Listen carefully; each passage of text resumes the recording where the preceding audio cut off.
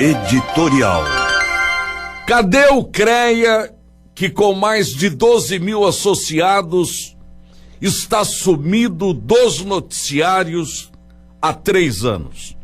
Nunca mais se falou sobre a entidade que, por sua vez, deixou de opinar em grandes momentos, como reestruturação da área central de Campo Grande, malha ferroviária, Porto Seco, que já deveria estar pronto, transporte coletivo e novos terminais, rota bioceânica com saída por Porto Murtinho e até a ponte, que já tem dinheiro para ser construída sobre o Rio Paraguai, mas ignorada pela entidade que congrega os engenheiros em nosso estado.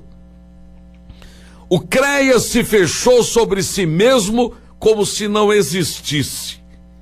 Não fez como a OAB e outras entidades que sempre opinam sobre casos e fatos que interessam diretamente a nossa sociedade. Há um sentimento de abandono do CREA às grandes decisões da nossa população. Hoje fiquei sabendo que essa entidade está passando por um momento difícil, que pela primeira vez o CREA poderá atrasar o 13º dos seus funcionários. Estão dizendo que até que, para fazer caixa, fizeram uma blitz que rendeu mais de 1000 multas. O CREA imitou o governo Temer. Precisando de dinheiro, resolveu pegar a população para Cristo. Nunca ouvimos falar que essa entidade fez isso ao longo da sua história. E se faz agora, é porque está dura e alguém vai ter que pagar o pato. Infelizmente, o atual presidente fechou a entidade sobre ela. A consequência foi o desaparecimento dela da mídia. Criou-se em torno dela um muro tal qual aquele que a Alemanha construiu da noite para o dia, separando a própria nação em duas. Só que o nosso CREA esqueceu de construir um portão de Brandemburgo capaz de manter uma interlocução interna e externa para oxigenar a própria entidade. E enfeixada em si mesma, a entidade passou a ser vítima do próprio isolamento. Dizem que está com mais de 40 ações trabalhistas, algumas já em grau de condenação, caixa zerado, sem aquelas gorduras que sempre fizeram das administrações anteriores o orgulho de estarem à frente de uma entidade sólida. Outras mazelas demonstram o quanto o isolamento da entidade fez mal a ela mesma. Dizem que gastaram 4 milhões em tecnologia de informação com um sistema que não funciona e nem dá conta das anotações de responsabilidade técnica. E a coisa descambou de mal a pior.